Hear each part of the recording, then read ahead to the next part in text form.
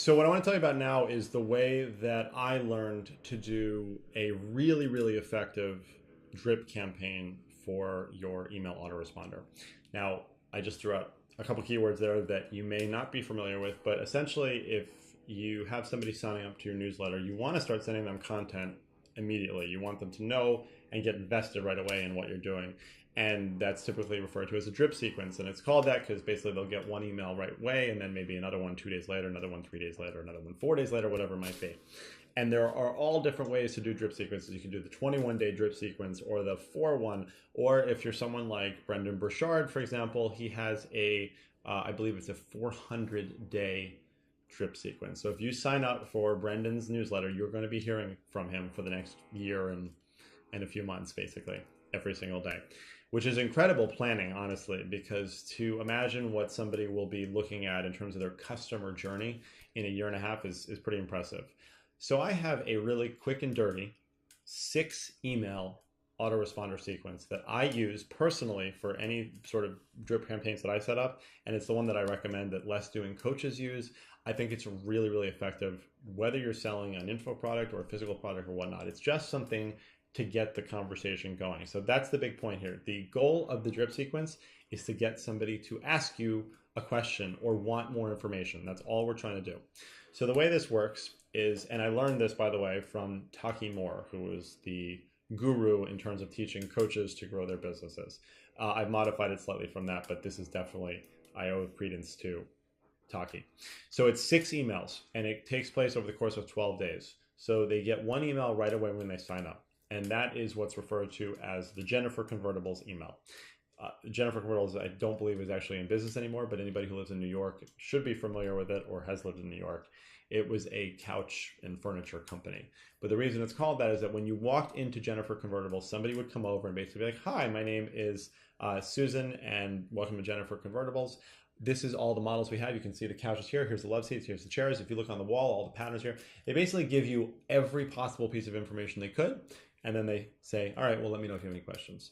So that first email is going to be a big email. It's going to be all the content you possibly have. Well, not the content, but all the services that you offer. So if you're doing a membership program, if you have a book, a podcast, tell them everything. And it doesn't have to be 20 pages long, but it's probably going to be a 2 or 3 page email. And it's like, "Hi, this is who I am. This is what I do." So they know what they signed up for.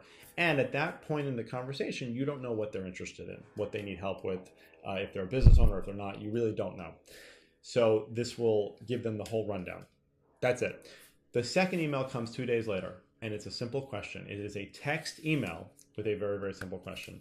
So the question in my case is, "Hey, name or whatever, hey, what is your biggest productivity challenge?" Now, this is my question that I've asked people for in thousands of different venues, in thousands of different situations. I always love to ask people, what's your biggest productivity challenge? The point is to ask them one simple question like that. And I take it a little step further and I put in the subject line, "Can I get your opinion?" That is the subject. There is a lot of really good research that shows if you ask somebody for their opinion or for their advice, you are twice as likely to get an open and a response rate. So you say, "Can I get your opinion?" And then the question is, "What is your biggest productivity challenge?" All I want is for them to respond and say, "I'm dying with email," or "I really need to be able to scale more effectively and I need systems to do so." Whatever that is, that will start the conversation. And then if you want to get more advanced later on, you can tag that person in your particular automation platform or CRM, or whether you're using Infusionsoft or whatever, that will then further delineate who they are and what their needs are. But I don't even do that. I just start the conversation. And I have had people become clients off of that one email. Now, also, as far as platforms for this, I personally use ConvertKit, but you could use MailChimp, Infusionsoft, ActiveCampaign, it doesn't matter. I just really like ConvertKit. The third, fourth, and fifth emails, which each come 2 days spread out. So the "What is your biggest productivity challenge?" came after 2 days. 2 days later, they get a piece of content. 2 days later, they get another piece of content. 2 days later, they get another piece of content. So it's 3 emails that are just content. And mine follow my Optimize, Automate, Outsource methodology. Yours can be whatever you want. So it says, "Hey, have you heard of Inbox Zero?" And then I say what it is, and I give them a video for it. And it's just free value and content for whatever the challenges are that those kind of people that could be interested in your services might be dealing with. And the goal there is not necessarily to get a response or anything. You may have some upsell opportunity in there, not in the email itself, maybe in the offer that they go to, but the point is just to provide value.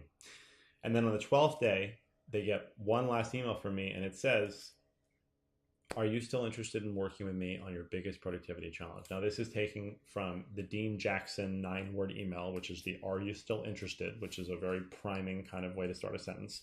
And I say, are you still interested in working with me on your productivity challenges? So now they've been through a small journey and they can say, yes, I'm ready. And that happens all the time. Now, these emails, this sequence on average gets a 65% open rate on my list, at least, and I think a 30% click rate. Like, a very, very effective emails. They're very easy to write and very easy to test.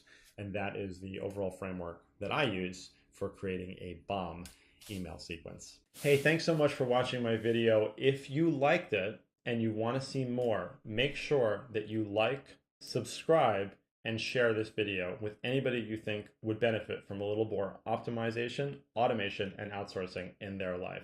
Thanks a lot.